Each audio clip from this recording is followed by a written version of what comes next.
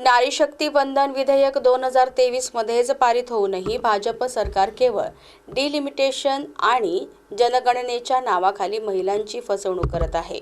महिलांना खरोखरच न्याय द्यायचा असेल तर कोणतीही अट न ठेवता आरक्षणाची अंमलबजावणी तात्काळ करावी।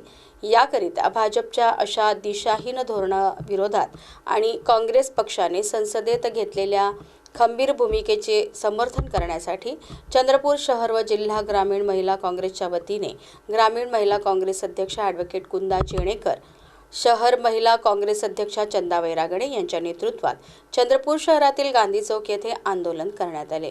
आंदोलनात भाजप सरकारचा खरपूस समाचार घेत तीव्र निदर्शने करण्यात आले। या आंदोलनात काँग्रेसचे पदाधिकारी व कार्यकर्त्यांची उपस्थिती होती। महिला आरक्षण विधेयक 2023 लाच पारित झालेला आहे आणि ते लागू न करता डिलिमिटेशन ही जाचक अट जी भाजप सरकारने राबवलेली आहे त्या निषेधार्थ आम्ही हे आजचं महिला काँग्रेसच्या वतीने आंदोलन राबवित आहोत।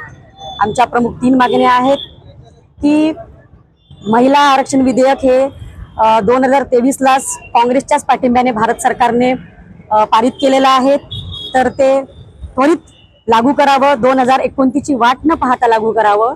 आणि दुसरी मागणी अशी आहे की डिलिमिटेशन करण्याच्या अगोदर या सरकारने जनगणना करावी आणि त्या जनगणनेमध्ये जात निहाय जनगणना करीत SC ST आणि OBC या प्रवर्गाला समान संधी आणि समान वाटा समान न्याय देत सर्व महिलांना आम्हाला न्याय द्यावा।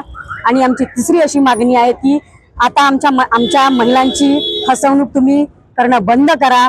संसदेमध्ये जी तुम्ही आमची महिलांची गळचेपी करत आहेत तो करण्याचा तुमचा केविलवाना प्रयत्न आम्ही हाणून पाडू। आमच्या या 3 प्रमुख मागण्यांना तुम्ही न्याय द्यावा, अन्यथा आम्ही गावागावात तालुक्यामध्ये या आंदोलनाचा तीव्र वणवा पेटवून तुमचा निषेध करू। की हे ज्या काही योजना काढतात या योजना फक्त महिलांचे मत घेण्यासाठी हे भाजप सरकार योजना काढत असतात। यापूर्वी सुद्धा आपल्याला माहित आहे की आपल्याला लाडकी बहीण योजना सुद्धा या सरकारने काढली, फक्त महिलांचे मत पाहिजे आहे म्हणून अशा योजना काढून ते महिलांना प्रलोभन देण्याचं काम असं करत असतात।